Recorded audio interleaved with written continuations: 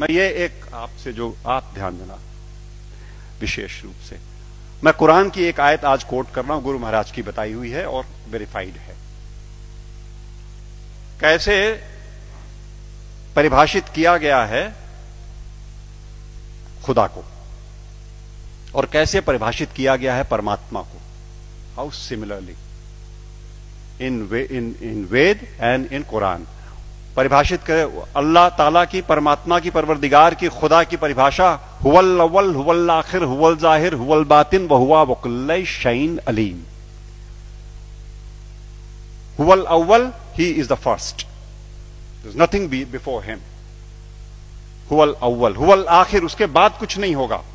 वो परवरदिगार वो है जिसके आगे कुछ नहीं होगा, उसके आगे कुछ है नहीं। हुवल जाहिर, जितना दिखता है वो सब वही है। हुवल बातिन, जो हमें दिखता है वही थोड़ी है। चंद्रमा का पिछला हिस्सा नहीं दिखता तो क्या है नहीं? तो जो तुम्हें नहीं दिखता लेकिन है वो भी वही है।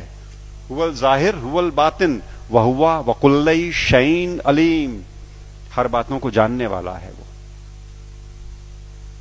और क्या कहते हैं वेद, क्या कहते हैं? शिव सहस्त्र नाम में भगवान शंकर के 1000 नाम हैं। अनाद्यंतः व्यक्ता व्यक्तः बहुश्रुतः। अनाद्यंतः, जिसका आदि नहीं, जिसका अंत नहीं। अनाद्यंतः व्यक्ता व्यक्तः, जो व्यक्त है वो सारा वही, जो अव्यक्त है वो वही। बहुश्रुतः, सर्वज्ञ, सब कुछ जानने वाला। कॉन्शियसनेस का सोर्स है ना वो, इसलिए सब कुछ जानने वाला वही परमात्मा, वही परवरदिगार।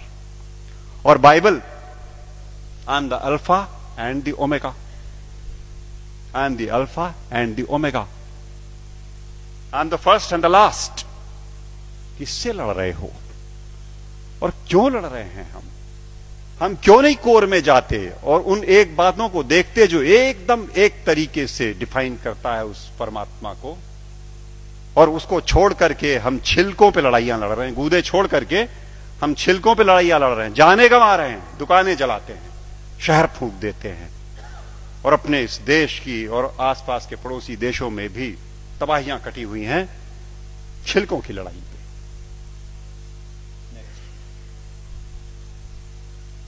सूफी फकीर कहता है अन अल हक, ट्रांसलेटेड इट मीन्स अहम ब्रह्मास्मि, आई एम द सेम।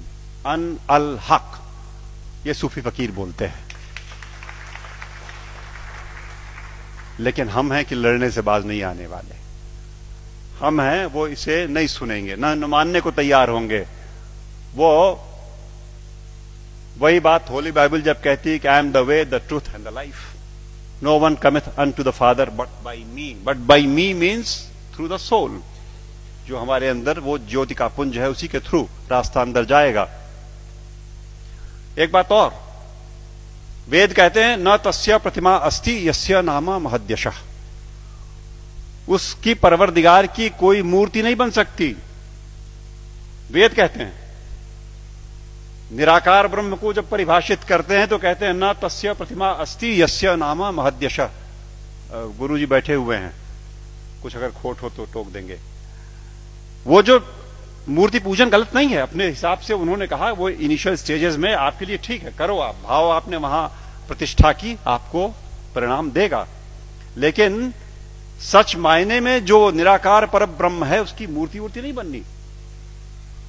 तो बातें फिर वही सारी की सारी, जहां एका है वो देखेंगे नहीं, जहां झगड़ा है वहां बैठे हुए हैं, वहां हथियार निकाल लिए हैं। नेक्स्ट, सच बात तो यह है कि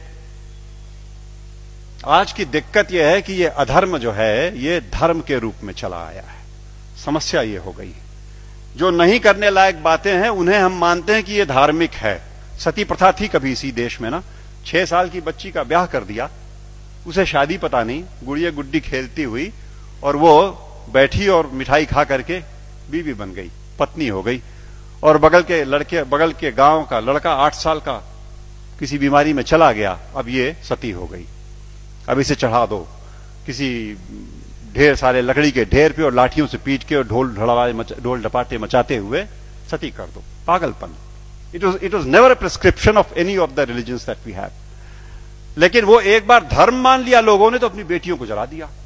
दिक्कत तब है जब देश में अधर्म धर्म का लबादा ओढ़ के आता है, लड़ाई लंबी हो जाती है।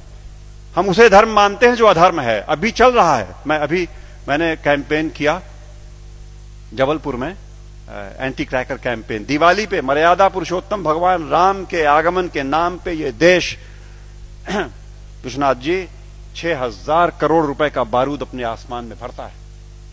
6,000 करोड़ का बारूद उस देश में जहां दिवाली के दिन करोड़ों के हाथ में एक बताशा नहीं और एक दिया नहीं। अधर्म। जुआ खेलते हैं, शराब पीते हैं, दिवाली में लक्ष्मी जी प्रसन्न हो जाएंगी जुआ खेलने से। What a madness is that. लेकिन चल रहा है। अधर्म जब धर्म का लबादा ओढ़ के घुसेगा समाज में तो निकाले नहीं निकलेगा आसानी से, और अगर वो निकलेगा आपके प्रयास से। आप जगे हुए लोग हैं, आपके प्रयास से जाएगा। राह चलतों के प्रयास में से वो बात नहीं आनी, वो समझ ही नहीं सकते। या आप सुन तो रहे हो, आप शायद समझ भी जरूर रहे होगे। इस देश का एक बड़ा हिस्सा इन बातों को न सुन पाएगा न समझेगा। धैर्य नहीं उसके पास, समझ भी नहीं उसके पास। और आवश्यकता इस बात की है कि अधर्म जब धर्म का लबादा ओढ़ के आए तो पहचान के इग्नोर कर दो। लड़ाई नहीं लड़नी, आवश्यकता नहीं उससे लड़ाई की। It only needs to be ignored and probably that will do the trick next. सच बात तो यह है कि हम, जैसा मैं कह रहा था कि हम छिलकों की लड़ाई में लगे हुए हैं, गूदे की ओर ध्यान नहीं दे रहे। और मेरे घर पे मैं शाम को आसपास के मोहल्ले के गरीब बच्चों को पढ़ाता हूं, थोड़े से। उन्हें रोज एक टॉफी एक बच्चे को देता हूं, उनको इनकरेज करने को कि वो आए। और वो अब जाके थमा है, कुछ दिनों पहले वरना रोज का झगड़ा था। एक टॉफी लाल रैपर में, हरे रैपर में, पर्पल रैपर में। वो मुझे लाल चाहिए सर, मुझे हरी वाली चाहिए। लड़ने पे आमादा आपस में।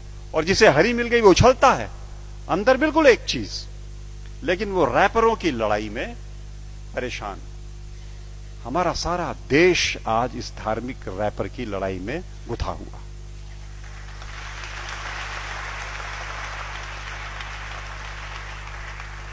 और यकीन मानो आपकी वो परवरदिगार ऊपर से देखता होगा तो बड़ा हंसता होगा।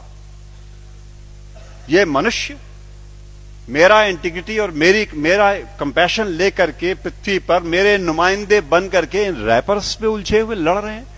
और ये मेरे घर की छत के बच्चे तो चलो खाली आवाज कशी करते हैं, यहां तो चाकू लगा देते पेट में, यहां तो जान मार देंगे, दुकानें जला देंगे, शहर लूट लेंगे उन रैपर्स की लड़ाई में। कब तक चलेगा मित्रों?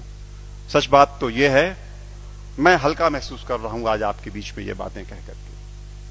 मैंने ये बोझ उतार करके आपके कंधे पे डाला। आज मैं अकेला था ये बात बोलने को। आज के बाद आप सबके ऊपर ये जिम्मेदारी है कि आप एक बार रुको, ठहरो, सोचो, जागरूक हो और जागरूक करो औरों को, वरना ये देश की तबाही ऐसे ही चलती रहेगी। नेक्स्ट।